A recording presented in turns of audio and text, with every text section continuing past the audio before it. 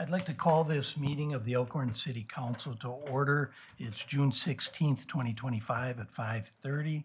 Will you please rise for the Pledge of Allegiance? Pledge allegiance to the flag of the United States of America and to the republic for which it stands, one nation, under God, indivisible, with liberty and justice for all. Roll call, please. Tim Schroeder. Here. Peter Harvey is absent. Gary Payson Jr. Here. Ron Dunwoody. Here. Scott McClory. Here. Ken Minell. Here. Dan Roberts. Okay, we've got public comment tonight. Public comments are limited to 3 minutes each. The public may speak on any item of city concern, whether or not the topic is included on this agenda.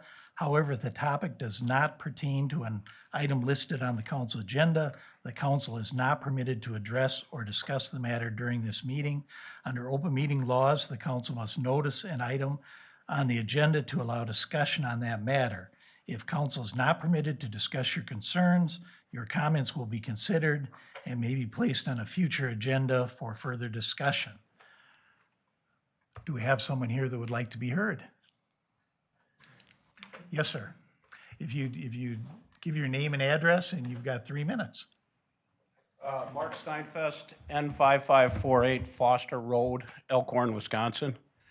I just wanted to come to the city's meeting here to discuss the potential meat market that is going on the Dan Nettesheim property. I read in the paper that, you guys are going to write a resolution against it.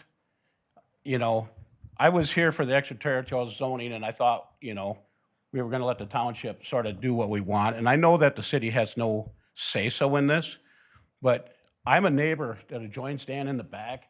So if anybody would have complaints, it would be me. But I don't know if you guys even know where your meat comes from. It just doesn't come from the grocery store.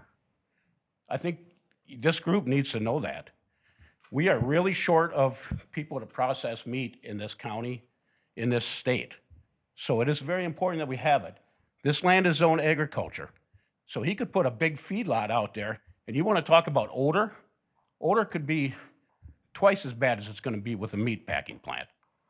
So I'm really, really disgusted with the city keep coming after this plant. And this is not the first time you guys have looked into this. So it's really, I think you really need to look at what it's going to do. I think it's important that we have it in our neighborhood. It's going on the end of Market Street. What a better place for a meat market than on the end of Market Street. Why did you name it Market Street if you don't want any markets there? It's really disgusting that you guys are fighting this so bad. You want to talk traffic? Most farmers are going to be coming in with a trailer, pulling in 1, maybe 2 animals. Not that bad. I don't see this traffic being any worse than Market Street has already in Voss Road. I know the city takes care of part of Voss Road. I think it's the roughest section out there right now. So I definitely want this committee to take a look at why they're fighting this so bad. Is there one person that has a beef? But it really isn't bad. You want to talk runoff? Any runoff that would come off of the facility is going to come towards my house. So I think it's important, and I really hope you guys take a serious look at what you guys are proposing to try to fight somebody that you don't even have jurisdiction over. Thank you all. Thank you. Anyone else? Yes. I'm Kelly Odling, 41 North Wisconsin Street here in Elkhorn is where my business is located. I live out of town. Who cares? So I was here before, introduced myself as we have a business owners group or meeting once a month that we get together and talk about things. It was really great. We had Mr. Harvey come one time. He actually kind of brought us up to speed on some things that are going on in the city, and that was so fantastic. We also talked about one of our concerns was the handrails on the steps. Matt, I know we've Katie had talked to you about it. One, I think it's something that is in possibly the works. I know that kind of we're thinking about the business owners having to put payment to part of the handrails. And I just want to, I'm not sure, it probably needs to be talked to, but I don't think that that should be part of our financial burden. I have one older gentleman that comes in every single day. He has to bring his walker with him only to get up those stairs into my store. He doesn't need a walker otherwise. He was using the flower plant he would hold it and crawl up the steps. That became too hard, so now he brings his walker so he can get up the steps. It's not something that is aesthetically that we're looking for. We're only looking for safety. And I would almost think, I have seen a lady in front of my store totally face plant. I saw one lady over by Vasily's totally missed the step and fell.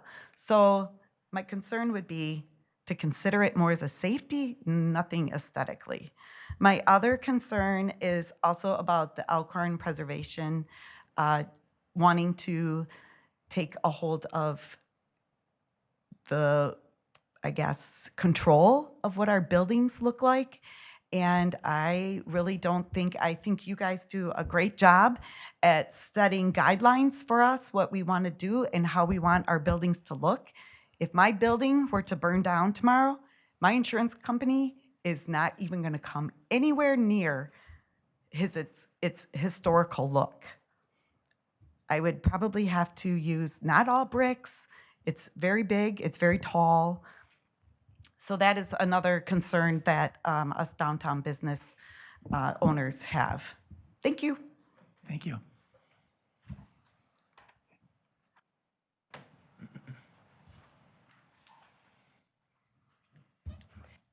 My name is Lisa Brown. I'm at 10 South Wisconsin Street in Elkhorn, and I'm just reiterating a little bit what Kelly says. I'm just concerned. Well, first, before anything, I just want to thank all of you for listening to us, and I also want to thank Matt, who I saw just for a second. I haven't ever met you, but I spoke to you on the phone, and you're always very helpful, and I appreciate that. I also wanted to start out by thanking everybody about replacing some of the bricks downtown. It really makes a big difference. Some of our bricks were really shabby, and just walking through town, if any of you do that, it actually could really hurt somebody. All of our clients and people walking around town, some of them are pretty bad, and I just appreciate you taking the time to make those better and making our downtown sparkle. I just also with the handrails and maybe in the future getting that on the agenda of maybe we could get some help with that. I do think those steps up when, especially where there's 3 steps by Moy's. I know my friend Megan at Catch Paws. I hear that's the most accidents in town with people walking. And one of our ideas that we came up with was yellow striping. If we could possibly get that at on the steps. I was just recently in a different city and they had that, and I think it's very helpful, even for myself, even younger people walking through town. We have a lot of steps up to our businesses that we want to keep going and keep thriving. I just, and for everybody's safety. So and also with the preservation, I'm a little bit concerned about that. I think that I get that there has to be some rules, and I appreciate that, but I also think that we need to have a little bit of fun and sparkle, and we are really trying to bring people into our downtown. We have fantastic events, and when those events come, everybody's on the square and in the street, and no one comes into our businesses. And it partly is us. We're trying the best that we can with all of the social media that we have in our chamber. But if we can have a little bit of fun and have you continue to listen to our thoughts and making our buildings extra fabulous and fun, we really would appreciate that. And thank you for your time. Thank you.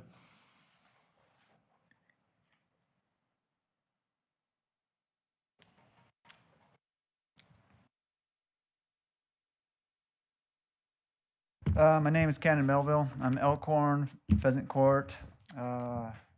So I'm here kind of against the the meat house, and I'll tell you why. I grew up in the town next to me, uh, feedlot, stinky, I agree. 2 dairies, and I know what goes around them. I lived with them my entire life. The thing is I did a wind analysis based on public data from researches and stuff of AFOs. Now, AFOs are a lot more stinky than what we're talking about here. But the problem is there's a great reduction in property values for homes and anything down. So we just had a lady talk about how we want people to come to our town. If it stinks, it's not very pleasant. And the other thing is we have like a nice little store that sells produce already, right?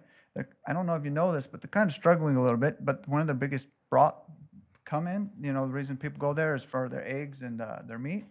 I don't know that it's beneficial to have, more competition as well, other than also the roads deteriorating. Anyways, I don't know who I can give this to. I don't know if you care, but it's the degradation per miles on like what property values are.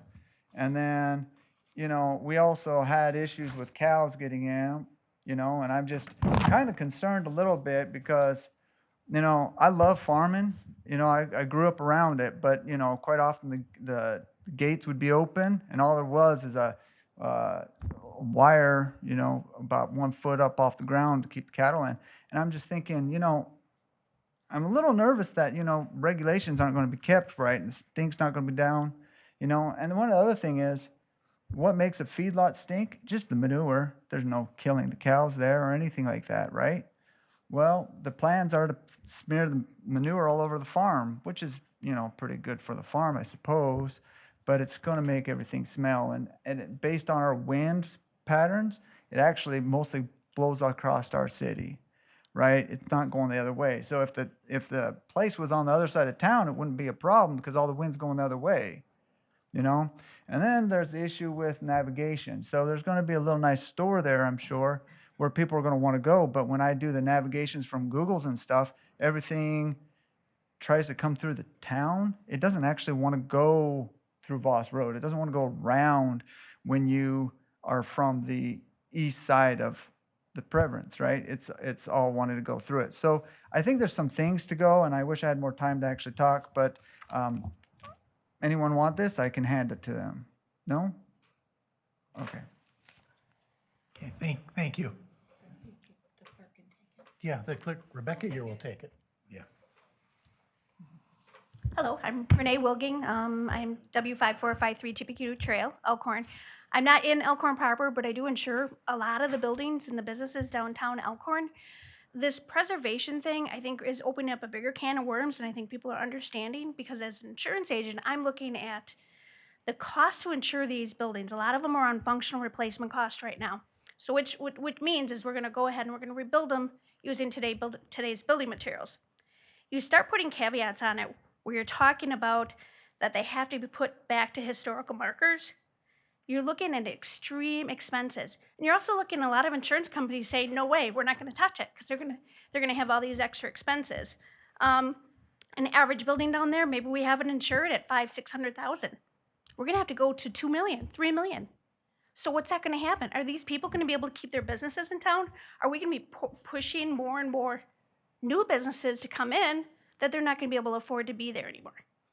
So, I think the whole purpose of downtown Elkhorn is we want to bring these businesses in so more and more people can come around and use our facility, see everything, see what we have to offer. But if you make this so unaffordable for them just to make it pretty and to make that aesthetic there, I just don't think that's the right way to handle it. We can have other parameters that we can use that are not so strict as a preservation type thing. So that's just my thought. Thank you. Would anyone else like to be heard? Asking again, anyone? Public comment is closed. Next, we have a consent agenda. Has everyone looked over the items on it? Do I need to read those all out? No. No? A Thank through you. G. Yes, A through G, consent agenda. Would anyone like to separate anything? Or can we do them together? I'd make a motion to keep them all together and approve items A through G. I'll second the motion. Okay, we have a motion and a second. Any discussion? Roll call, please. Gary Payson Jr., Yes. Ron Dunwoody, Yes. Scott McClory, Yes. Ken Minell, Yes. Dan Roberts. Yes. Motion passes. Next, we have bills payable in the amount of $2,814,675.92. I'd make the motion to pay the bills in the amount stated. Second. Got a motion and a second. Any discussion? Roll call, please. Ron Dunwoody, Yes. Ken Minell, Yes. Gary Payson Jr., Yes. Scott McClory, Yes. Dan Roberts. Yes. Motion passes. Next, report of city officers. I do not have anything, so I'll move on to Adam. The only thing I just wanted to mention is that there will be a special council meeting on June 30th at 5:30. So I know most of the members have been contacted about that, or I should say all of them have. So just want to remind you of that. Okay, next we've got reports of city boards and community partners. Fire advisory. We will meet again next month, Mayor. Okay, thank you, Chief. The library. Good evening. The library received a fair amount of bids for construction and furniture for the Flexible Facilities Grant on Thursday, June 12th, and the results were generally favorable. We'll be having a special session of the library board on Wednesday, the 18th at 6 p.m. to go over recommendations from our architect and construction management firm, Dimension 4. Thank you. Thank you, Chad. Rec advisory. Yep, our next Park and Rec Advisory Board meeting is Wednesday, July 16th. Okay, thank you. Chamber of Commerce. I understand we have Chris on Zoom. Is that true? Yes. Yes, you do. Good afternoon. You're good to go, Chris. Okay, good. Thank you. Chamber update. Mayor, I believe you'll be attending a welcoming thing for the FMCA, which is a Family Motor Coach Association, which will be filling the fairgrounds for all of their campsites. It's an RV travel club, and these will be very large motorhomes that will be visiting Elkhorn, which some of them may have started through the 22nd of this month. And the first week of June, we also had Geiger Tour individuals. We had Kaylee Joe, a social media blogger who was at Friends on the Square. She enjoyed her time there and was also at other locations, Doosterbeck's and the Apple Barn. Again, we will always facilitate for our businesses to get that exposure. They will be back this fall to do some additional things. Elkhorn's fireworks are June 27th at dusk. Am I correct, Carl? Yes, closer to 9:30. Oh. Yeah. Okay. First quarter room tax over the region was down. Elkhorn did see a small dip, which is January through March, but our April through the end of June is already exceeding our normal rates. So, and thank you for allowing me to zoom in. As a chamber director, I am visiting a couple while I'm on vacation, tourism spots, and seeing how other people do that on the East Coast. Okay, thank you, Chris. Next, we have the Katie James, our community grant writer. Hi, everyone. As I mentioned last month, things have really slowed down in the grant world, so I've been focusing more on our local projects. Last month alone, I submitted 4 EEDA grants for the building improvement grant project of downtown businesses that were interested in making facade improvements to their property, and also have been working with Chad on the flexible facilities grant. Hopeful and excited that we can get most of that grant project completed with the funding that we have. Thank you very much. Thank you, Katie. Next, we'll move on to unfinished business. We've got discussion of possible decision regarding a proposed resolution 2025-20, a resolution opposing construction of a slaughterhouse and meat market at N 5531 Voss Road in the town of Sugar Creek. I'd make a motion to approve that, opposing.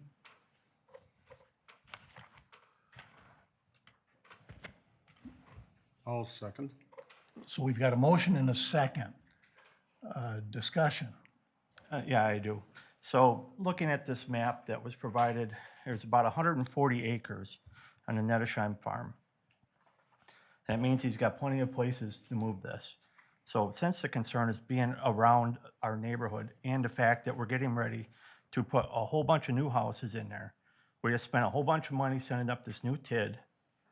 Why not split the baby and move it down the street? You could move it north to where there's one or two houses or no houses. And you got, Nettesheim's got property going across the street. Why not split the baby and move it down the street? Sorg's is not in the neighborhood. Wilson's is not in the neighborhood. The big push is to bring houses into this community. We're spending a lot of money on it. Now we're adding this situation where we're getting concerns where one of the contractors might back out. That's not smart, because then the city's going to be stuck holding the bag, which means every other taxpayer is going to pay this for not getting what we signed up for. As far as where our meat comes from, I am well aware where my meat comes from, okay? And I also know where you live. You are not right behind the slaughterhouse proposal. You're way over here on Foster Road. You are not next to it. So make sure you have your story straight before you slam us. So I'm against this because of the location. It needs to move. If he moves it, then I'm for it, but it can't be where it is. And that's my opinion. I think I've made the statement before. I'm not against what Mr. Nettesheim wants to do.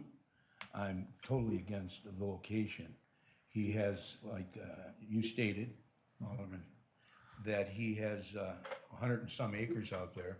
And if he went north of where he presently lives and where he wants to build it, out to the furthest point north, it's still on Voss Road. Correct. And I don't know, there's a lot of homes in that area where he wants to build it. I don't think anybody would have an objection, and I'm not speaking for them, if he was to move it down the road. Map, can you bring up that map that you guys sent me on Thursday or Friday, whatever day it was? One of the other things too is we did get a letter from a developer that's gonna develop that property. We've been working on that spot there for probably 6 years to get it developed, and they're ready to go. Polinsky is. And he's not sure now, so that would really hurt. That'd be 40+ homes there. Matt, you sent it to me on June 13th. Yeah, right here. Okay.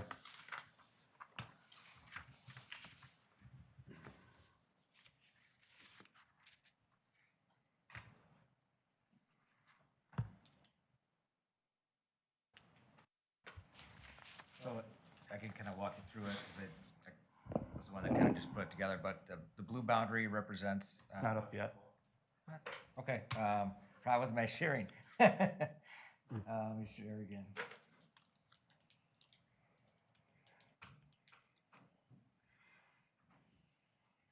There you go. Sorry about that. Yeah, the blue boundary line represents the Nettesheim Farm property boundary, and the little white box is actually the plan that the county received, that we also received, that shows the location of the current proposed location, so. So to my point, if you could put your cursor north. So right up in that area, or even a little bit further north, or even across the street, you're out in the county. You're rural, like other meat markets are. And being at the end of Market Street really isn't going to matter, because people go to where it is. They're not driving around go, oh, there's a sign. They're going for a purpose. I know when I go to Sorg's. I know where it is, and anybody knows it's not across the street here in Elkhorn. So, but I've been with Sorg's probably, 15, 20 years. They're out in the middle of nowhere. but that's where I go. Nedesheim, make your proposal, move it, and then I'd support it. Even though we don't have skin in the game, we do have skin in the game. We have a whole bunch of taxpayer money sitting on the line. I think another thing along with that is if it was to go north there, that's all Sugar Creek then. And the city would be out of it completely as far as what say we do have on some of it. We have no adjoining out in that area. There's no.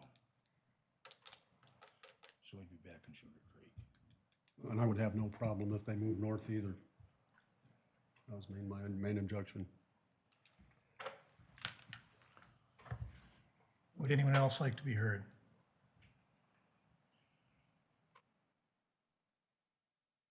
We've got a motion and a second. Why don't we do a roll call? Ken Minell, Yes. Ron Dunwoody, Yes. Gary Payson Jr., Yes. Scott McClory, No. Dan Roberts. No. Motion passes. Next, we've got discussion and possible decision regarding approval of a bid from Fackley Tech Construction Group to replace a shingled roof siding and door installation at the Lions Den Shelter at Sunset Park at a cost of $36,750. Make a motion to approve. I'll second. Yes, question then, is this money coming out of the Park and Recreation budget, or how are we paying for this? It was something that we planned on bonding for this year. So, Thank you. We've got a motion and a second. Any further discussion? Roll call, please. Scott McClory, Yes. Gary Payson Jr., Yes. Ron Dunwoody, Yes. Ken Minell, Yes. Dan Roberts. Motion passes. We've got discussion and possible decision regarding approval of the bid from AP Fence to replace baseball field fencing at Harris Red Field in Harris Park at a cost of $49,200. I believe that was in the CIP too, wasn't it? Make a motion to approve. Second. Got a motion and a second. Any discussion? Would that be replaced this year? Yes. Okay. Okay. Roll call, please. Gary Payson Jr., Yes. Ron Dunwoody, Yes. Scott McClory, Yes. Ken Minell, Yes. Dan Roberts. Motion passes. Next, we've got a presentation from Katie James, community grant writer, regarding the band shell restoration project. Hi again. As you know, when I was hired in 2022 for the position, one of the main priorities that I was issued with was assistance to support the band shell restoration. At that time, a preliminary investigation was done, and we did an expanded project this year to get more information on the necessary cost associated and what actually needs to be done to restore the band shell. As part of that project, as you know, several months ago, we also found out that it has very unique acoustic properties that make it very special and individualized, not only for our city of Elkhorn, the state of Wisconsin, but also in the United States. So much so that it's elevated status on the historic structure of, the historic designation in the United States. We're going to go with that. You guys know what I'm talking about. As part of the project also, in sourcing funding for it, I looked everywhere. Federal, state, local grants in order to get the capital needed to complete the project. And what I found was the Jeffers Family Foundation out of Janesville, Wisconsin, has a unique opportunity for communities. It's an invitation-only grant where he is interested in helping communities further these preservation projects by offering a deal called the Capital Campaign Challenge. What that means is for every $2 we raise for our band shell, he will match it with his foundation with $1 for us. What he's looking for is for projects to be reasonable, for communities to be engaged, and for us to care as much about the preservation of our building as the surrounding communities do as well. What that means is, as also part of that, if we accept the Capital Campaigns Challenge, is that we would need to create a sustainability plan so that we could ensure that it is maintained for years to come, and also an additional and expanded usage plan. We couldn't just keep it a status quo with a few concerts per year. What we would like to see, and what Mr. Jeffress would like to see, is more concerts out there, maybe plays, different shows, and the ability for more people in the community to enjoy it. And as part of that, Carl and I have put together a proposal to Mr. Jeffress back in order to apply for his grant. And we're very excited about it. It's still in the preliminary stages. I have to submit the application by July 1st. I know that we're one of 3 communities in the upper Midwest who are given the golden ticket, as I've called it, in order to receive a Capital Challenge grant. They are having their next meeting on August 13th to review our applications and determine if they want to partner with the city of Elkhorn for the restoration of the band shell. The last caveat that I want to share as part of this is that whatever dollar amount that we settle with Mr. Jeffress, it needs to be reasonable. It needs to be something that we believe as a community that we can raise these funds for our part to see the project through.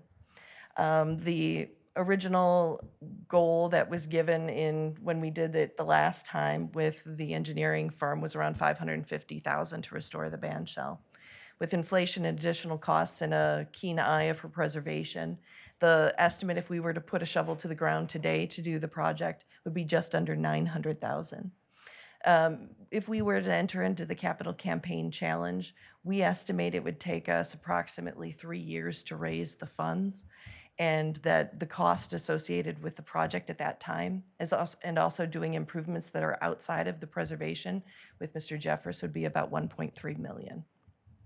With that being said, Mr. Jeffress recommends that we enter into the Capital Campaign Challenge with him at the cost of $900,000, which means that I would be looking to the city to support the remainder of the total cost of the restoration.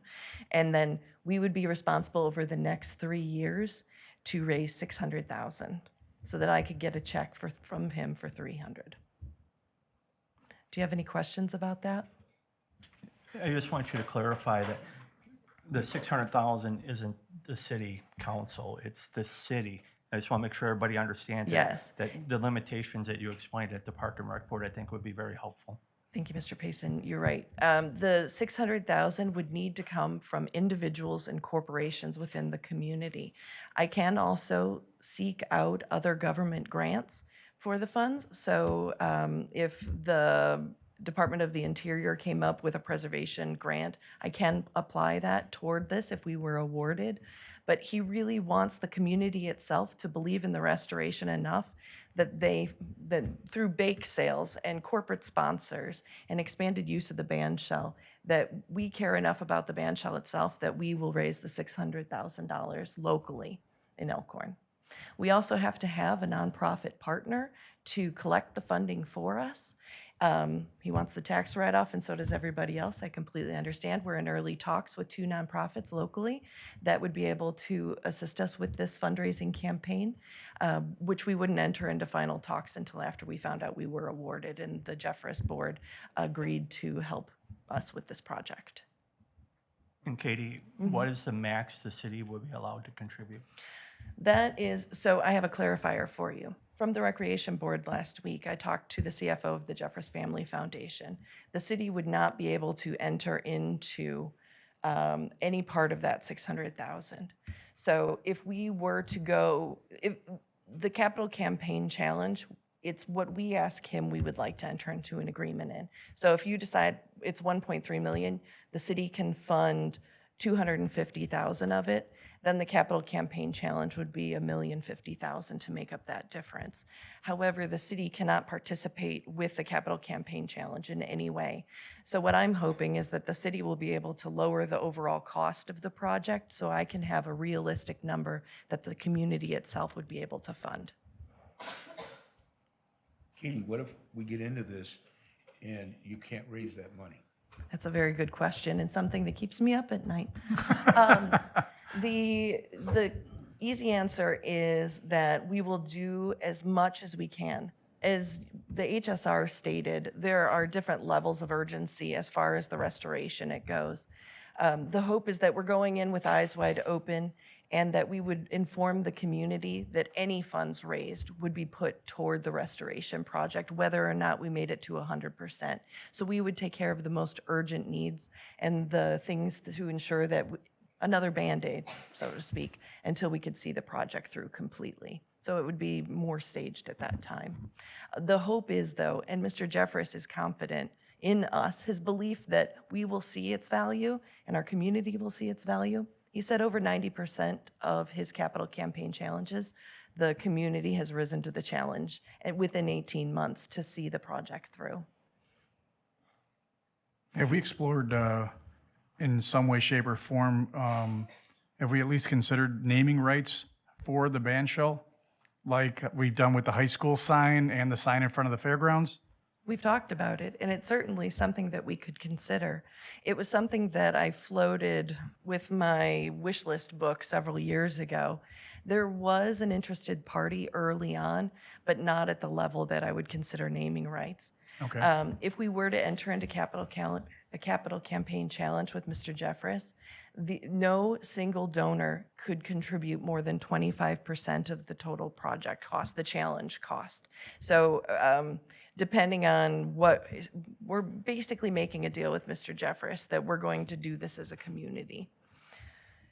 So if someone stepped forward and said, I'll give you $1 million today for it, then we would have to null the contract with Mr. Jeffress. And as far as future events going forward, I know over in Delavan, they've had great success with the Phoenix Band Shell having what I'm going to call tribute bands all summer long, 12, 15, 18 concerts, and everybody goes there. And they do the same thing at the Belfry Theater. And I know they've had some success with partnering with those groups so that one night the Fleetwood Mac tribute band plays the Belfry, the next night they go right to Delavan or vice versa. So I don't see why we couldn't work ourselves into that, three-way, they play 3 nights in a row or whatever. I don't think it would be hard to fill that band shell if we opened it up in that capacity, because they have great success at the Belfry and the Phoenix one. They sell out. Musicians want to play there, make no mistake. Right. It's so interesting and unusual that we regularly get calls at the Recreation Department at the Chamber of Commerce of people who want to perform at this thing. Right. And once we make it accessible, add some modernization with some new lights, and then a killer marketing plan, I'm certain that that will be what feeds the sustainability of the band shell. You bring up a good point with the Phoenix Band Shell, though. The reason that they're so successful is they have a nonprofit organization dedicated to driving it. Right now, we have Carl and his team at the Recreation Department. Carl? Yeah. The nonprofit of one is Carl. If we really want to see something like that in the community, we need the members of the community itself to really stand up and say we're willing to help. Carl and his team are operating so many different facilities and programs for the rest of the community. He can't also be the stage manager and director of a cool rock concert venue also. So we're going to need interested people in the community to help us with that, to make sure that it is something that we can continue to use and grow with. I know that Carl's already put together a preliminary usage as part of the spec of our application. I would like nothing more than people in the community to jump forward and say, you know what, I love that band shell. I think it's super cool and I want to help it too. One other thing that you should consider that we've talked about with the ad hoc committee for the band shell is that the Phoenix Band Shell allows alcohol in its park. And that's something that we're going to be coming back to you and talking about. Carl wants to do a preliminary study and explore it more. The band shell sits in the center of Sunset Park. It has several children's amenities in its area. But I do feel like it's hard to watch a good concert without a beer in my hand. I could have a lemonade also, but it just doesn't hit the same way. And I know that that's something in terms of fundraising and assets we're going to have to consider as far as it's planned to. Any further questions for Katie at all? Well, thank you very much. You're welcome.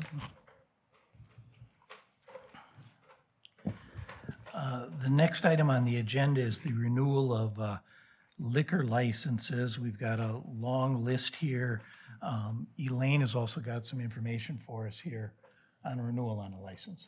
I do, and it'll be when we're speaking to item 11B on your agenda. Oh, So I the didn't first see this. one you have up is 11A, the renewal of the Class A fermented malt beverage and Class A liquor licenses. So we can, we can first. pass the Class A liquor licenses? Mhm. Does everybody see those? There's 5 of them here. I would make the motion to approve the Class A fermented malt beverage and Class A liquor licenses. Second. Okay. We've got a motion and a second. Any questions, any discussion? All in favor? Aye. Opposed? The Class A licenses are passed.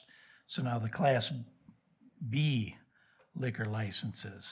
Yes, okay, Yeah. thank you. You bet. So on your agenda this evening, under 11B is discussion and possible decision regarding renewal Class B fermented malt beverages, and then together quotes, Class B liquor licenses. You have a series of renewals that are listed. As a general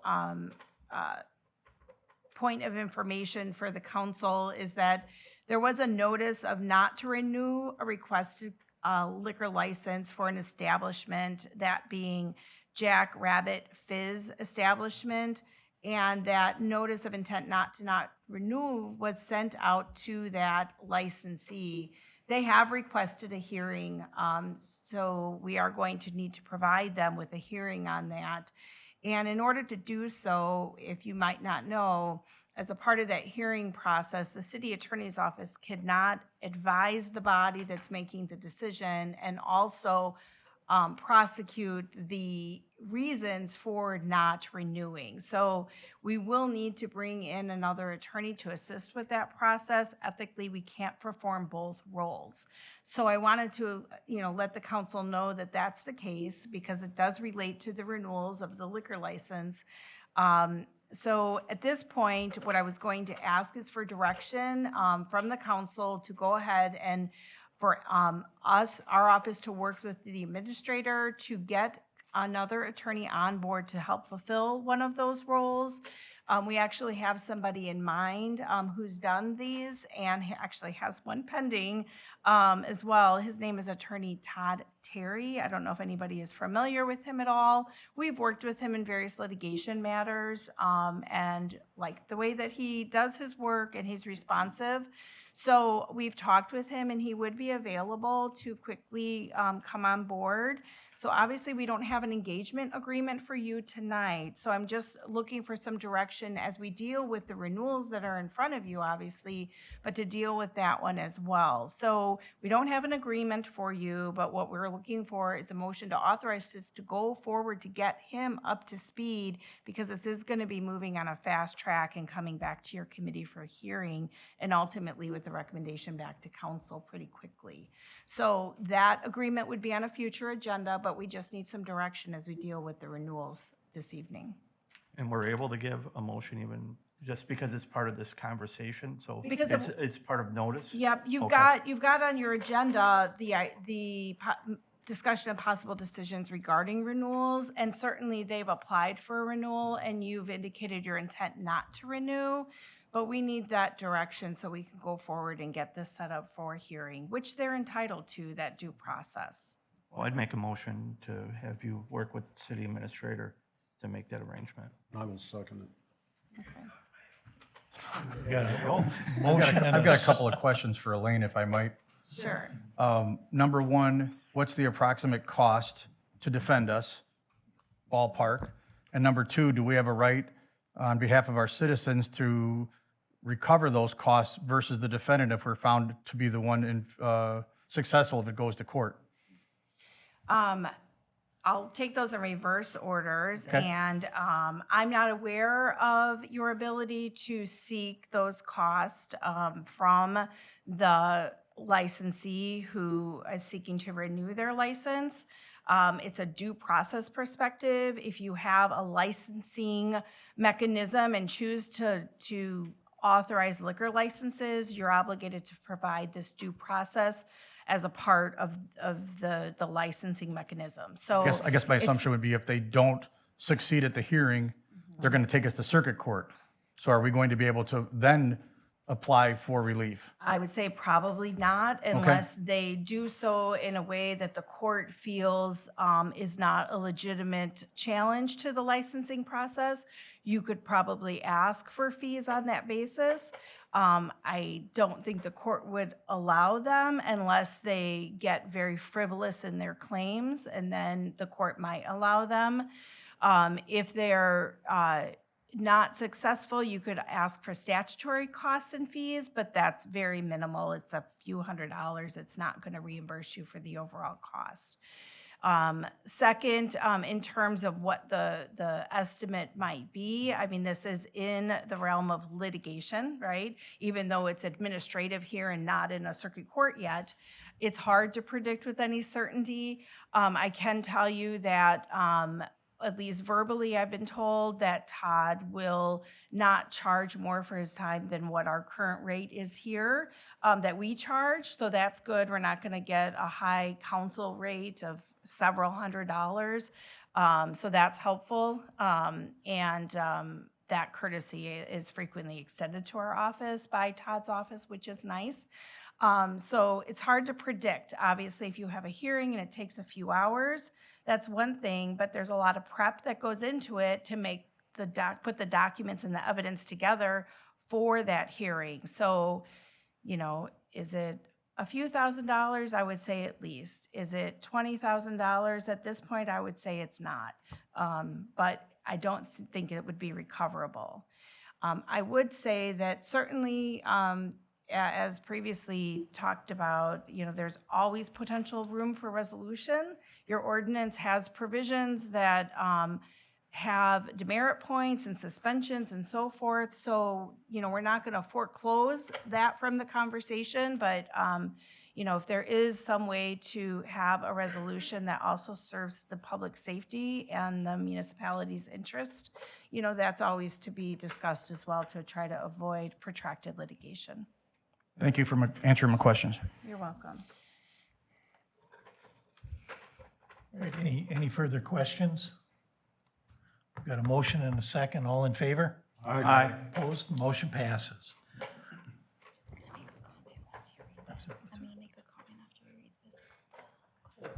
Oh, about okay, so now we've got the rest of the Class B licenses. They're all listed here, 1 through 11. I think Rebecca's got some information for us here.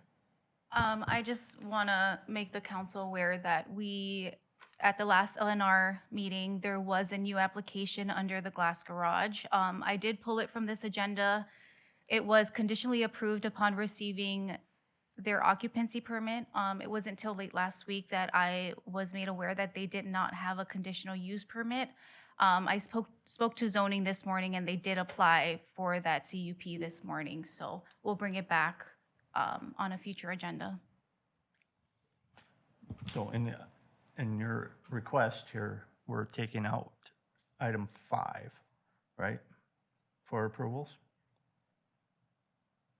Nope, I No. removed them from the agenda. Yeah, but So they're not on there. they're not on what I Mhm. see. Yep. I'll make a motion to approve the remaining licenses. I'll second. Got a motion and a second. All in favor? Aye. Aye. Okay, it's not, yeah, it's not listed on mine. Okay. Yeah. The agenda. Item C under new business is the discussion of possible decision regarding renewal of a Class C wine and Class B beverage for Lakeland Players. I'll make the motion to approve. Got a motion and a second. All in favor? Aye. Opposed? Then under item D, we've got a decision on a Class B fermented malt beverage for the Holiday Inn Express.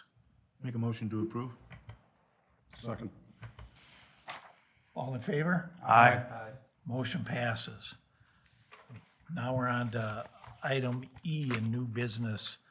A resolution expecting support for the Jeffries Foundation Capital Campaign Challenge Grant application. I'll make a motion to approve. I'll second. Got a motion and a second. Any discussion? All in favor? Aye. Motion passes.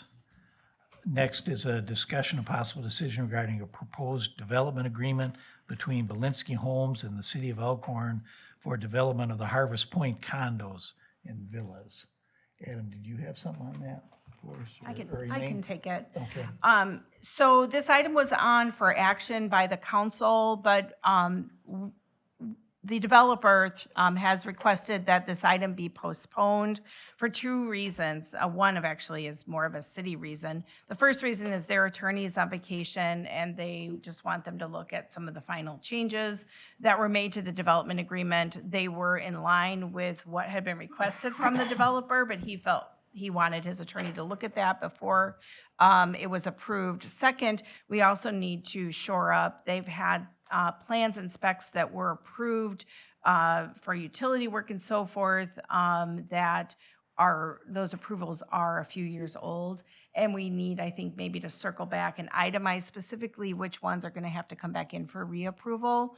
So we just need to button up those couple pieces. So we're asking for you to postpone this to your next regular meeting, which I believe is July 7th.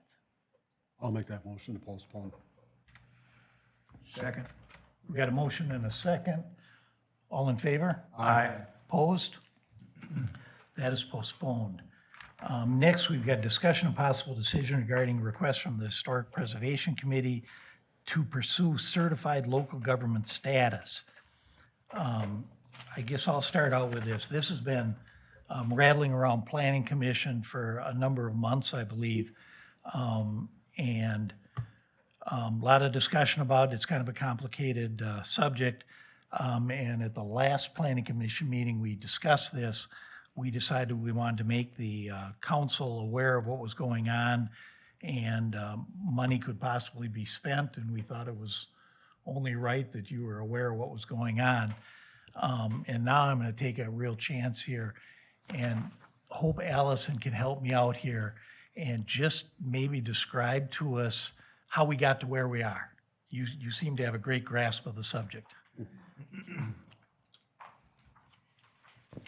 Thank you very much. So yes, Mayor Schroeder is correct. We have discussed this at several different previous Plan Commission as well as joint HPC committee meetings. So a couple of different things that we have discussed. And the first thing I'll start with is that right now, the way that our ordinance is designed and put together, the HPC, the Historic Preservation Commission, they act as an advisory board only. So that means that they do not right now make their own decisions about actions that the HPC would take action on.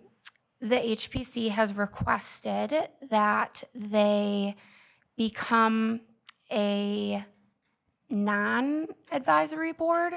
They have requested that they are able to make their own decisions and actions on items within certain designated historic districts or on designated landmarks. And the reason they are asking for this change to be made to our ordinance is so that they can potentially in the future apply to be a certified local government. A certified local government is something that you can apply for, and there are members of the HPC who could explain that a whole lot better than I could. But the HPC in the future would like to apply to become a certified local government. They cannot do that unless our ordinance is changed to give them the ability to act as their own and make their own decisions. So we had a lot of high-level discussion at our Plan Commission meeting in correlation with the HPC to determine if the Plan Commission wanted to make those ordinance changes. As Mayor said earlier, we thought it was best to get the council up to speed on where we're at with this before we possibly work on ordinance amendments that could be an added cost. The second part of our discussion at the Plan Commission level is the fact that right now we have a Historic Preservation Committee, which is required. We need a Historic Preservation Committee. They do play a very important and crucial role in our community and in the way that we develop in our community. But right now, we don't have a historic map. We don't have any mapped areas that the Historic Preservation Committee can enforce or review. We don't have any designated landmarks at this time in the city. The HPC has the ability to, in the future, potentially designate landmarks or historic areas in the city, but right now we have no established map of those areas. There was a lot of discussion at Plan Commission to designate the Central Place Overlay District to the Historic Preservation Commission for enforcement ability. Right now, the Central Place Overlay District is an overlay on our downtown district. And it is something that the Architectural Review Board, which is the Plan Commission, has authority over currently. So any improvements, any new construction, additions, anything that happens or takes place in this Central Place Overlay District currently requires Plan Commission approval. So we did have a discussion at the Plan Commission as to if we should designate that Central Place Overlay District to the Historic Preservation Commission, designate that area to their enforcement versus the Plan Commission's enforcement. And I'm happy to answer any questions or expand further on anything. So with this scenario, basically takes property rights away and puts it in the hands of an unelected board. So right now,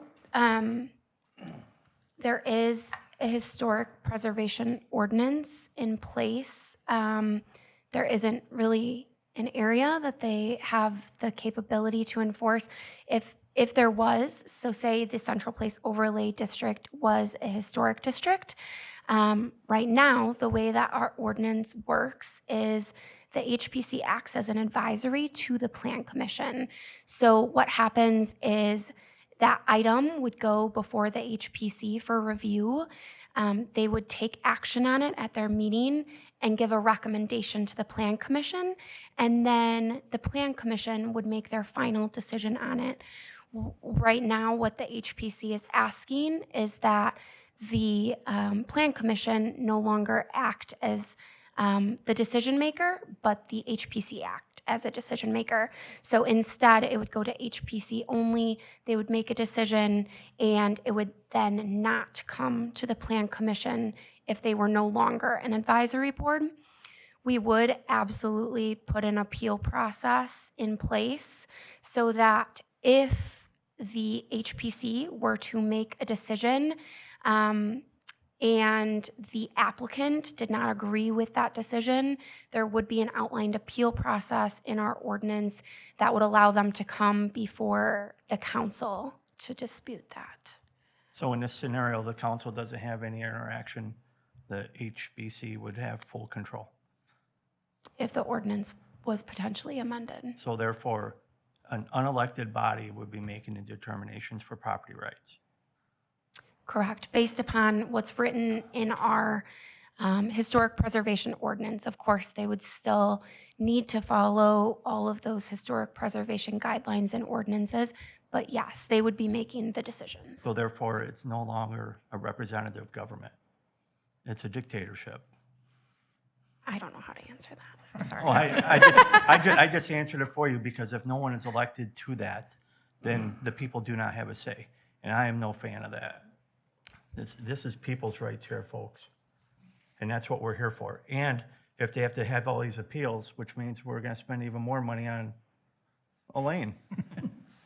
Or- Like she's not busy enough. Right, or having to bring somebody else in because of the conflict. Yeah, it's certainly a policy decision for the council, so it would certainly be if the council so decided, if you didn't want the Historic Preservation Commission to be the decider and just stay in an advisory capacity, that would be a policy decision for you. Well, and that's what I would prefer. And the Plan Commission's responsibility is to do it accordingly. And if the Plan Commission chooses not to, then we need to appoint different commissioners. Yep. At the end of the day, that's what their job is. Okay.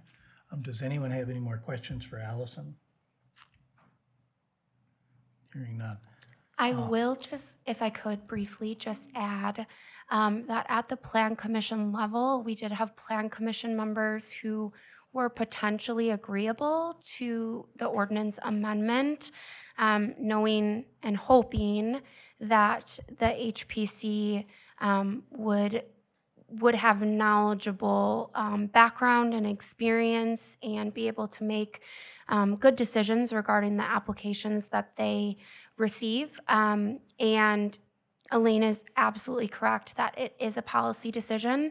I'm just reiterating, how the Plan Commission meetings went, so you have an understanding, and that the request came from the HPC because of the fact that they'd like to apply to become a certified local government. And if they are advisory only, they cannot apply to become a certified local government. Thank you. Thank you. Allison. Now I'd like to hear from Julie Taylor. She can explain to us what a certified local government is and how the HPC will operate. So we have more information is better. Mm-hmm.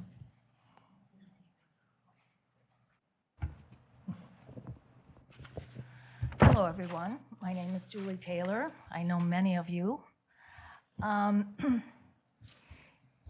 The status that the HPC needs to become is quasi-judicial. Otherwise, we cannot become a certified local government. The duties of our group are to encourage property owners to achieve landmark or National Register status, to work with the State Historical Society, to solicit funds for preservation, and to educate the public on the importance of preservation. We want to become a certified local government. The National Historic Preservation Act is from 1966, and the Certified Local Government Program, 1980. We would become part of the National Park Service. It would give us technical, policy, and most important, financial assistance. It gives us grants. To nominate properties to the National Register, to create historic districts, and both of which provide income tax credit programs and or grant money to the property owners. We also in the past have done educational programs in our schools, in the history classes. Interestingly, in doing my research, we are the only community around that is not a certified local government. And the only one that our downtown is not a National Historic District. Even Darien and Sharon are. So we are very far behind everyone else in the county. We need money in order to do things. Jim Boardman had a meeting with the city administrator, and we had asked for $25,000 to get going. Adam responded with possibly $5,000. The average cost for the National Register for a district is $32,680. So $5,000 wouldn't get us very far. The council has in front of you our ordinance as it is today, and in the right hand, there are notations that have been made by Jason Tisch. He's a certified local government coordinator for the State Historical Society. He's been doing it since 1996. And he went through our ordinance and determined what language changes needed to be done. We then are able to apply to become a certified local government through the Department of the Interior, the National Park Service. If approved, we can apply for grant money up to $50,000. And these awards are done in February. The National Register gives commercial properties up to 40% of the cost of their project. Residential properties get 25%. How it works is they are tax credits, not tax deductions. 20% is federal, 20% is state, and then if they also qualified for the EEDA program, that's another $20,000. So a $100,000 project could get down to around $40,000 for the property owner. The process to become like National Register property, something like that, that's all conducted by the Wisconsin Historical Society. They do a presentation to the building owners. They question and answer, and then the property owners have a roll call vote. The local historic district, there's no money but the EEDA program right now. I want to give you an example of Delavan. Delavan 10 years ago was just like Elkhorn downtown. And in 2016, they went on the National Register. And now they have access to all these funds, and you can see the change in downtown Delavan, because it is booming over there. Lake Geneva has only one block that's National Register. The rest don't qualify anymore, and I don't want to see that happen to Elkhorn. So what we need is just to be able to become a certified local government. As I said, Jason Tisch, the CLG coordinator, has already supplied the changes required by the National Park Service. And the other thing I want to kind of close with is that when you need to know that the policy changes that the HPC is proposing is for the good of the whole community, that a solid historic preservation program based on best practices administered by the HPC will benefit the whole city by conserving the historic places that convey the community's history, and that they will also allow for growth and adaptation of those historic properties to new uses while minimizing unnecessary loss of design and material standards. Any questions, anyone? Julie, when you say that there'll be a roll call vote, like if we're talking the Holton Heights, all the bungalows, and you want to make that listed on the Yes. historical site, Yes. then there's eventually a roll call vote. Yes. Is it majority rules, 51%? Yes. Just one, Majority rules. so 50-51 Mhm. is okay. I was wondering if there was like a Yeah. 75% threshold or something. No, No. not that I've seen, Okay, okay? it's just Not that I've majority rule. seen. Okay. I will say that that would give the property owners, that's a residential neighborhood, that gives them a 25% income tax credit, state of Wisconsin. I use it all the time. My house is on the National Register. And that rolls for 15 years. So for a $40,000 project, you get a $10,000 income tax credit. And it just keeps going until you use it up. Right now, personally, Jim and I've got 4 projects going within our 15 years. I've got one that's going to roll off in about 2 years. Just did the paperwork on another new one, so that'll go 15 years now. So we've got quite a bit of money in our balance that's just rolling off over those 15 years. So it is advantageous to property owners.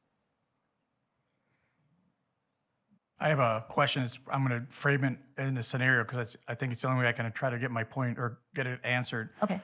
I'm going to use Kelly's property just because I know her and she won't mind. Okay. It's if her Friends on the Square is not registered as a historical landmark or whatever, she would continue to use the planning commission for any changes she wants to make to her business, correct? Even if we have a CLG? Or no? Not if you have a CLG. Everything would have to go to you guys Would go to us. and not the planning commission? Right, right. So it doesn't matter whether or not you're a national registered or whatever? All potential changes to the facade or putting, steps or whatever? Okay, that's where my question was going. Yeah. So what, if we decide to go with a CLG in some capacity, what would be the role going forward of the plan commission? If we have a CLG, what role does the plan commission have or continue to have with the city? Well, the Plan Commission at their one meeting, and I think that Alderman Meinel can attest that they voted unanimously that they really don't seem to want to be involved with historic properties. They don't feel that they've got the expertise that our group has. Am I correct, Ken? Yeah, I think the group that you have definitely has the ability and knows more about them than anybody on the planning commission. That's right. As far as the enforcement part that we'd be turning over, I don't think there would have been, had it been worded properly, that you would have had 100% vote in favor of that. I still think they want some responsibility, and I think there's people in the audience that believe they should have some responsibility. So, yes. Okay.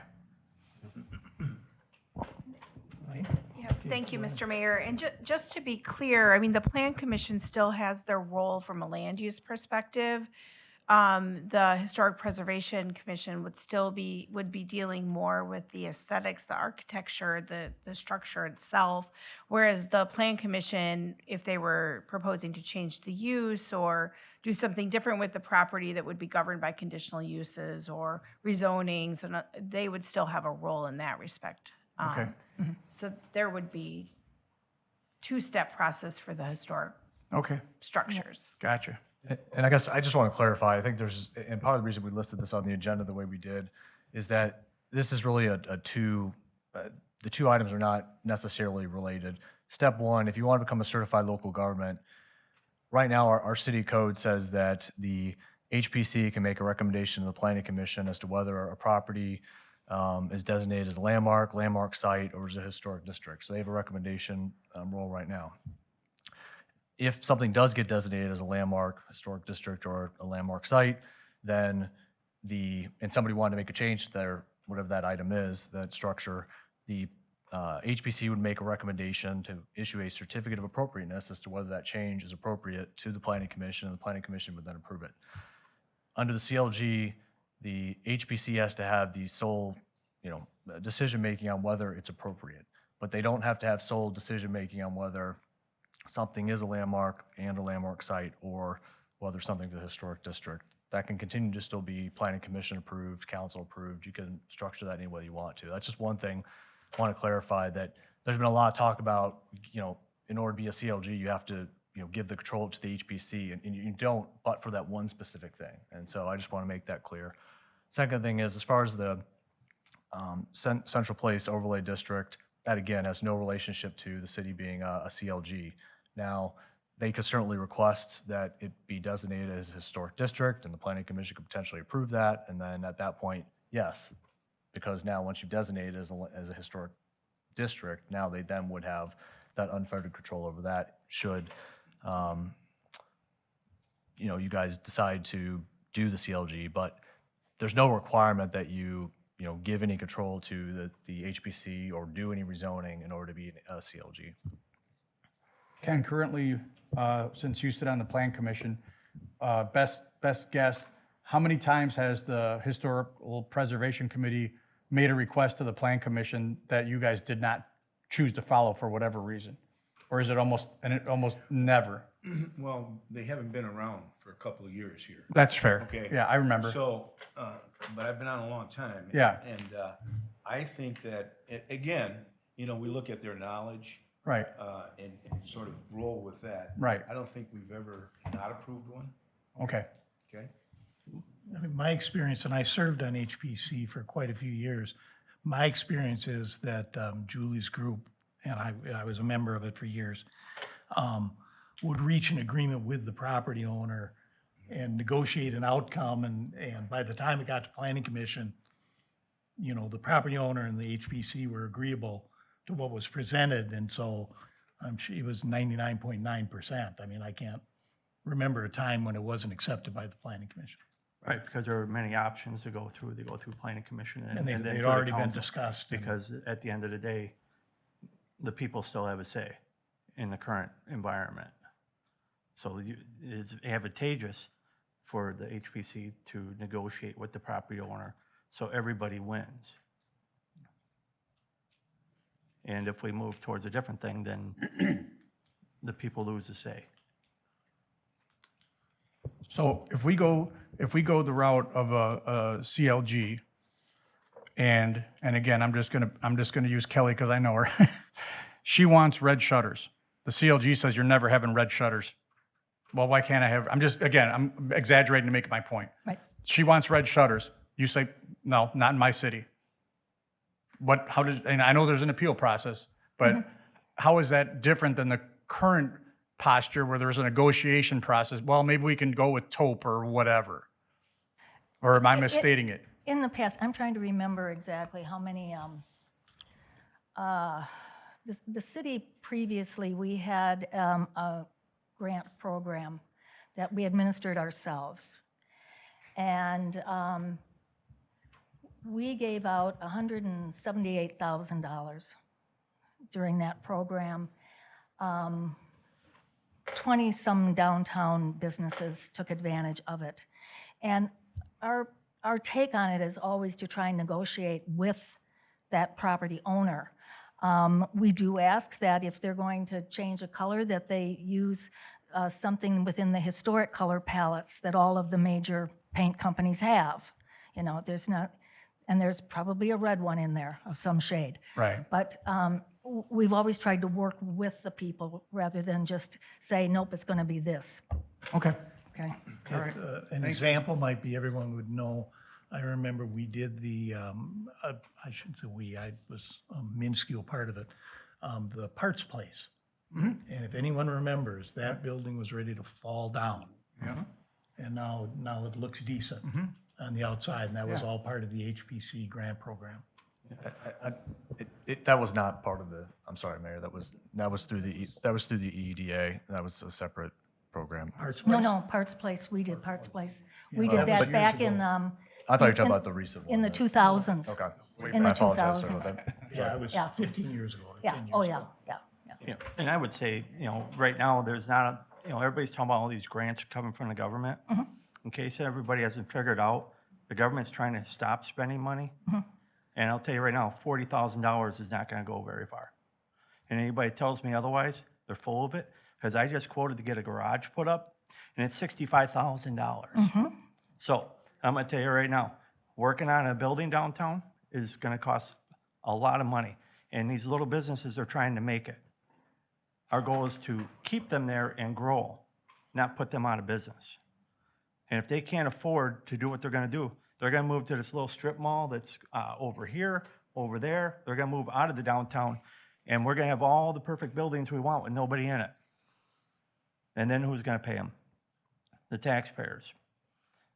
So I'm a firm believer in leaving it as it is with the advisory. I don't care what Delvin's doing. My concern is the city of Elkhorn, District 2. That's who I represent. And I represent not spending their money unwisely and keeping the control with the people. And we have other fish to fry. Yeah, now you want $32,000. We're talking about $11 million firehouse. Mhm. I'd rather spend that money towards what we need versus doing that. Yes, I'm all for historical. We just talked about the band shell. There's other ways to make it happen. But at the end of the day, people still are represented. They need to be represented. And that's what our government is. And they hold us accountable when we don't do our jobs. If we move it off to another committee that's not elected, they're not held accountable. So, I don't want Elkhorn to end up like Lake Geneva. Lake Geneva has only one block that is National Register. The rest of the buildings have been modified to the point that they don't qualify anymore.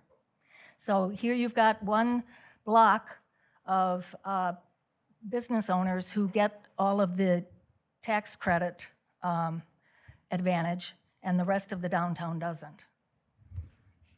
So you have to be careful of that. If somebody requests X from the CLG and it's denied, where does that appeal go to? If we're not going to use the planning commission as a checks and balances anymore, does it come to us? It comes directly to the Yes, council? Okay. directly to council. Okay. Yes. And Jason was trying to help reduce, I mean, like I said, Jason Tisch has done this since 1996. So his notations in the column having to do with changes that have to be made to our ordinance, he was doing that because he's done it for so many communities. And of course, to help defray some of the cost for our attorney to rewrite that section. If we had to go through and rewrite our ordinances, we're looking at 50 grand? For these two ordinances? If we're gonna be going, have to modify, you have to do all the research and all this, it's not a $5,000 thing, it's not gonna be quick. I don't think it's a 50 grand. But it's not gonna be issue, five. It's not five but either. It's not five either. Well, I don't know. I mean, I know Tim, actually from my office, looked closer at this and had some preliminary conversations and attended 1 or 2 meetings on this already. But we paused any further review. So I don't know that it's a $5,000 piece. I mean, it's probably less than 5,000 in time, just because we're coming to it with a set of knowledge already on it. So we've already spent money on it. You've spent a little bit of money Right. on it already. So- So, but it's certainly not a $50,000 project. And like I said, I don't think it's even a $5,000 project, but you've got the policy but it's administrative resources, and Adam probably could speak to that more, going forward and helping to manage the program as well. That would be It's an ongoing cost. I can't speak to what those costs would be, though. Well, they're not free. No, not free. Nothing's free. Nothing's free. Does anyone have any more questions for Julie? No. No? Good, I don't want you just standing there. Thanks, Thank you. Julie. Thank you. Thank you. I'd like to make a motion to leave everything as it is. We have more important things to worry about at this point in time in the city.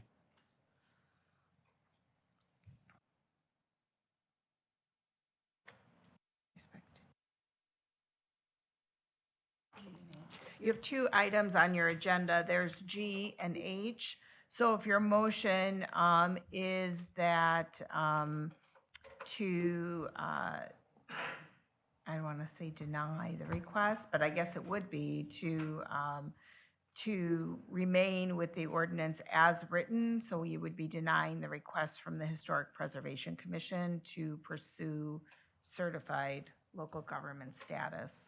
Yes, I'd modify my motion to deny the request, since I can't get to my page. Are you amending your second? Yes. Okay. We've got a motion and a second. Is there any discussion? Roll call, please. Gary Payson Jr., Yes. Dan Roberts, Yes. Ron Dunwoody, I'd have to say yes right now. Scott McClory, Yes. Ken Minell. Yes. Okay, the motion passes. Then the second item was the discussion of possible decision request from the HPC to delegate authority from the Plan Commission to the HPC Commission for ensuring changes to downtown buildings are consistent with historic design guidelines. Make a motion to deny.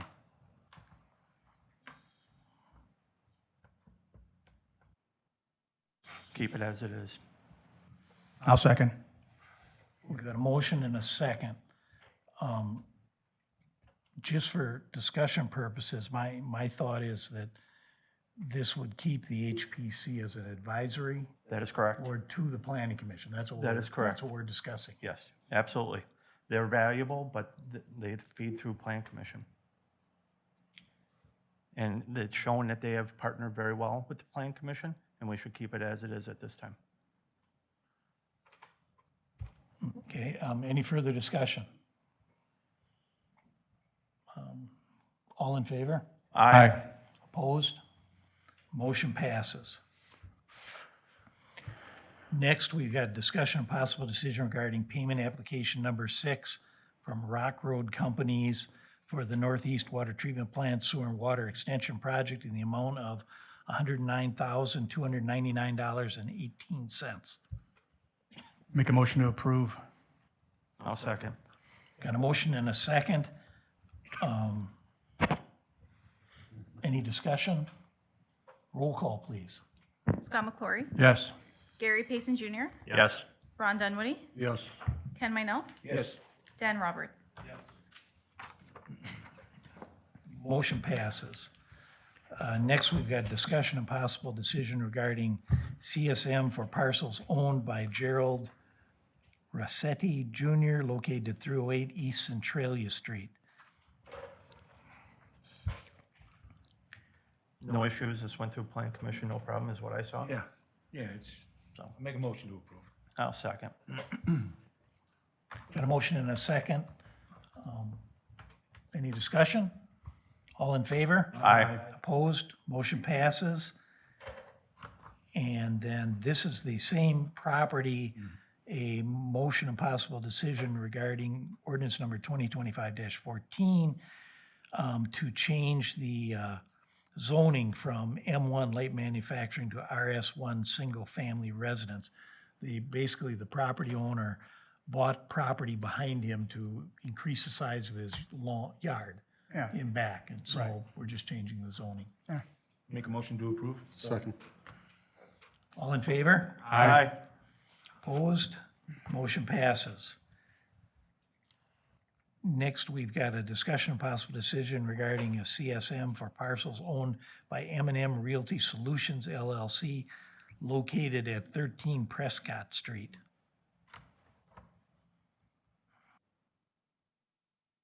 No issues, Ken? No. I'll make a motion to approve. I'll second. Vacant lots. Motion and a second. Any discussion? All in favor? Aye. Opposed? Motion passes. And then we've got discussion and possible decision regarding a CSM for parcels owned by the Walworth County Food Pantry located on vacant lots 1 and 3 on George Martin Way, right across the road. Planning Commission had a issue with that, as you all may recall, when they bought, I believe when they bought Lot 3. I may be wrong on that, is it 1 or 3? They already owned one of them, and they bought the other one. Yeah. We included a clause that we could claw the property back if they didn't develop it within 3 years. You recall that? Yeah, We could buy it right. back. Yeah. If we combine the properties, the question was at Planning Commission, how does that affect that clause? Now, it's one big property. We didn't have an answer to that night. So I believe, am I right, Ken, we approved it with we the wanted the condition of the legal- legal We needed opinion. the attorney wasn't there, not saying she had to be. I guess we told her she didn't have to come or whatever. Right. So it wasn't that she didn't want to be there. And so we tentatively approved it with the okay of the attorney. Well, how close are we to the 3 years? It just started. That's what I thought. Yeah, this is one we Yeah. got recorded in January Yeah, of so 25. we yeah. still, I guess we were thinking if something happened, they didn't develop it, now we got to divide the property again before we can buy one of the lots back. Didn't we have that same caveat on lot 1? No, I think lot 1 was purchased. Well, we did both lots, but I thought we had that on the other I one. think lot 1 was purchased before we started adding that. Okay. So do we have a legal opinion on that? Well, I didn't know that there was a question for me on that, so I'm not fully informed, but in general, that could be an issue if we end up needing to claw back that property. We would have to do another land division in order for that to happen, and we'd have to undo it and get that recorded with the Register of Deeds. So I don't know if it was explored about just maintaining it in common ownership. Was the reason for them to put it together was to build over the lot line? I was trying to look for the memo in the file. Allison's got some information for us here. Yeah, so that's correct. They would like to combine the parcels to build right in the middle. They're going to hopefully be coming back to Plan Commission. It sounds like they want to move on development fairly quickly, but of course, we know that there's no guarantee that they will actually do that. So the question was brought up at Plan Commission about, us taking the property back if we do combine it. But yes, they want to build right over that lot line in the center there, and it would be the Walworth County Food and Diaper Bank. So they were at Plan Commission and wanted to proceed right away. Yeah. So this was just kind of the hang up Right. on it, but they were Right. concerned about the timeliness of our decision. I think that's why we approved it tentatively. Right. With the okay of the attorney, then they could move.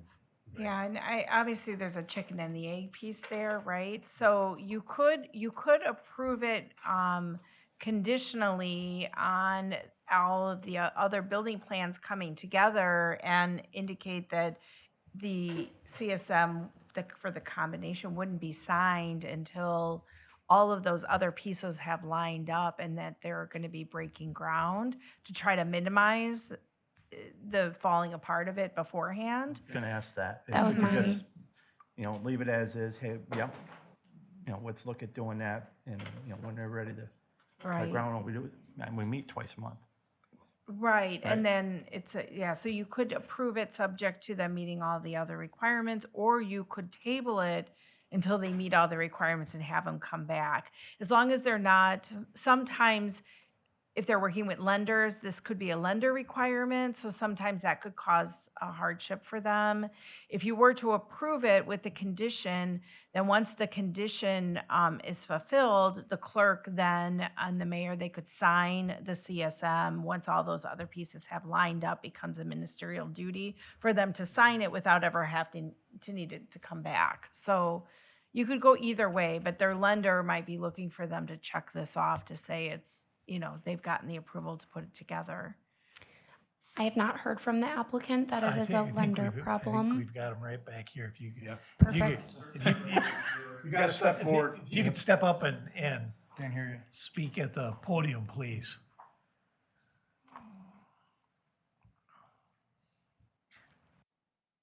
Jeff Gard, representing Combs and Associates in Janesville. I was at the Plan Commission meeting, and I appreciate the opportunity to come back. I brought with me tonight the owner's rep, contractor, and one of the members of the board for the food pantry. So I'm not going to speak for the construction team, but it's my understanding that the construction team would like to start as soon as this fall. Realistically, it's probably spring. So it makes sense. Your concerns make sense. You need an out. But by the same token, in order to move forward, got to have some sort of back and forth. So maybe If they build within 3 years, there's no issue. build within 3 years, there's no issue, but you've got to have the CSM to combine the lots to get the building permits to make it work. So it's kind of a chicken egg thing, yin yang. So if they can work in harmony, if there's some way to conditionally approve, as you suggest, with the opportunity to get the plans, get it all to coalesce and come together, and have that ability to sign off on the CSM as the building permits are hitting the street, I think that's a fine opportunity. Agreed. So, And I'm comfortable with that, and if there's a problem, the clerk and the mayor, the CSM isn't executed, and we bring it back in, and we rescind that approval, and then they stay apart, and the city doesn't want that property back anyway, they'd rather you build on it, right? So, absolutely. Yeah. Things have to kind of move together in harmony in order to make it happen, so. Right. It might help for you to understand where we're at. My name is Mark Reno, I'm on the board. We've been focused fundraising for the last 2 months. We have 50% of the project fully funded.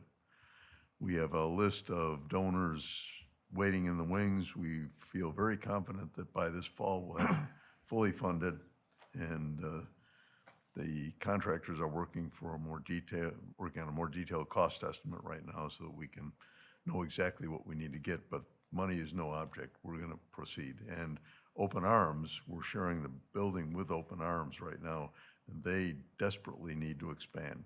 So there's a lot of pressure on us to get out of that building. So it is definitely going to happen from our perspective. Thank you. So I'd make a motion to conditionally approve based on all the other requirements that are met, that have been listed, and so they can continue to work on their building design and everything else. But we still had that caveat that if nothing is complete, we don't sign off on it. Is that what you were describing? Yeah, that you can approve it conditioned on them obtaining all of their other requisite approvals from the city to move forward on the project. And once those are approved and issued, the CSM could be signed off on. That's my motion. I'll second. Good Lord.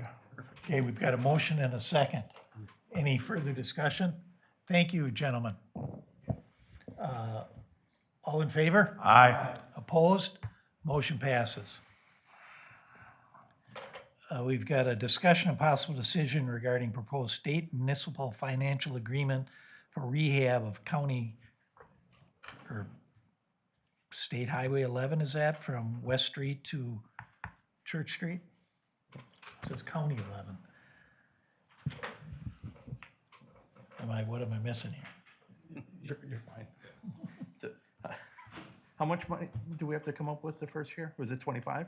They said 5,000 this year, 20,000 next year, and 25 the following year. So Do we have money set aside for this?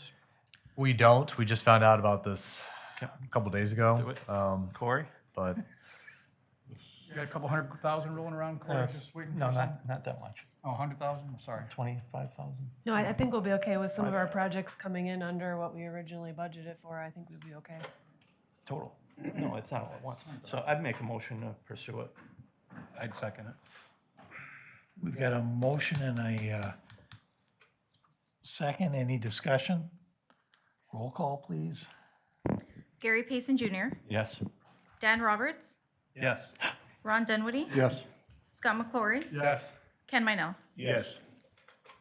Motion passes. Now we're going to ask for a motion to go into closed session.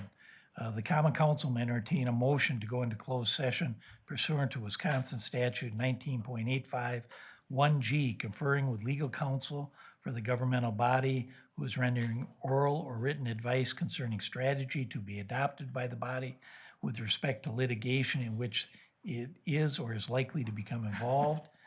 Discussion regarding tendering legal defense of City Administrator Adam Swan at city's expense in the lawsuit Palmer 67 Revocable Trust, FBO Reza Roulade versus Walworth County, case number 25 CV 490, U.S. District Court for the Eastern District of Wisconsin, and the discussion regarding appealing coverage determination by CIVMIC in the lawsuit Palmer 67 Revocable Trust, FBO Reza Roulade versus Walworth County, case number 25 CV 490, U.S. District Court of the Eastern District of Wisconsin.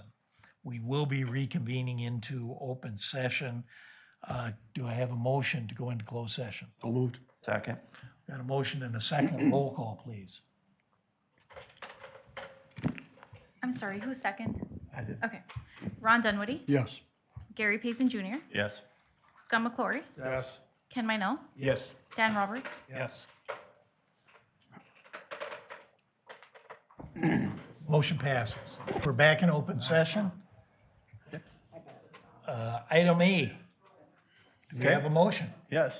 Can you Yes, make, so we would recommend that council consider passing a motion to authorize the tendering of legal defense of City Administrator Adam Swan at the city's expense in the lawsuit Palmer 67 Revocable Trust, FBO Reza Tulabi versus Walworth County, as noticed on the agenda. I'll make that motion. I will second.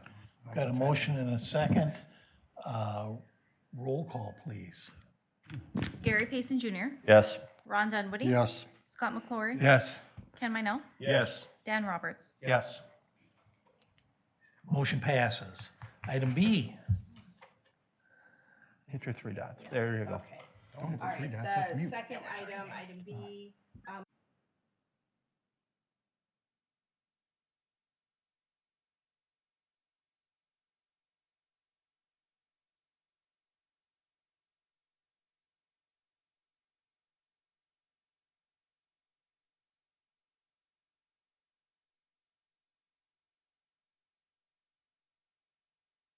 I'll make that motion to that wording. We got a motion and a second. All in favor? Aye. Opposed? Motion passes. We have a motion to adjourn. So moved. All in favor? Aye.